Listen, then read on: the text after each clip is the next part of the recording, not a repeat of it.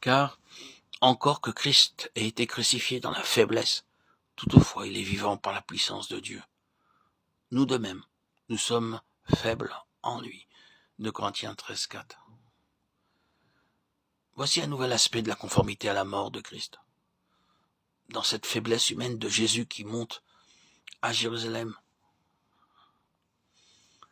pour être l'agneau du sacrifice, victime impuissante et sans défense aux mains d'hommes cruels. Paul voit l'image de sa propre faiblesse. Comme le Fils de Dieu crucifié dans la faiblesse, moi aussi, le disciple, je suis faible avec lui. Mais il est maintenant ressuscité dans la gloire.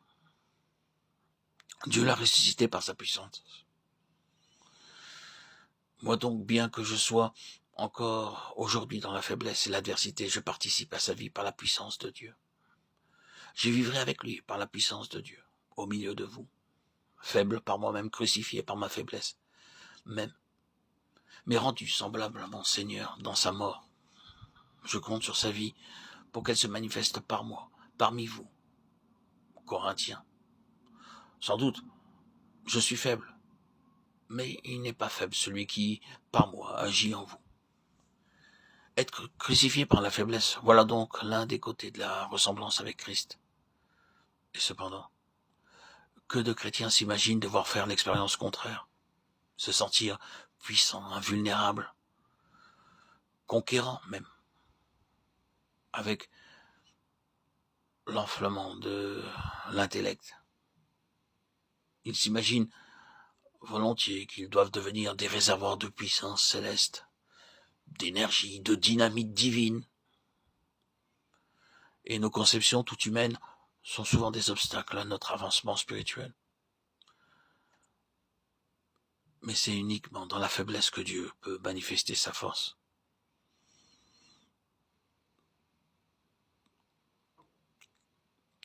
La silencieuse victime du Golgotha nous dévoile la pensée de Dieu à cet égard. La faiblesse de Dieu est plus forte que les hommes, mais ceci est tellement contraire à nos pensées qu'il est nécessaire que le Saint-Esprit ouvre nos yeux pour que nous puissions comprendre notre modèle et qu'il nous communique de son esprit. Il est nécessaire qu'il fasse naître en nous le désir de ressembler au Seigneur et qu'il nous rende conformes à lui par la faiblesse. La conformité à sa mort, ceci n'implique pas un sentiment décuplé de force, de puissance, même lorsque nous participons déjà à la vie de résurrection. Au contraire, il s'agit de faiblesse, d'une faiblesse qui est vraiment un crucifiement, parce qu'elle est chose si antipathique au cœur de l'homme, d'une faiblesse consciente qui oblige à marcher par la foi, avec la force que Dieu dispense d'heure en heure, d'instant en instant. Agir sur Dieu, dériver sur moi, en moi, un peu de sa puissance par la foi. Compter que Christ servira de moi et parlera par moi, par la foi. Vivre avec lui par la foi, afin que sa puissance soit manifestée et agisse efficacement dans les autres plutôt qu'en moi. En vérité, c'est bien là, marcher uniquement par la foi.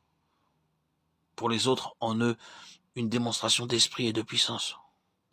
Pour le serviteur, en moi, la faiblesse, la crainte et un grand tremblement. C'est ainsi que Dieu manifeste la vie de Christ par ceux qui sont crucifiés avec lui.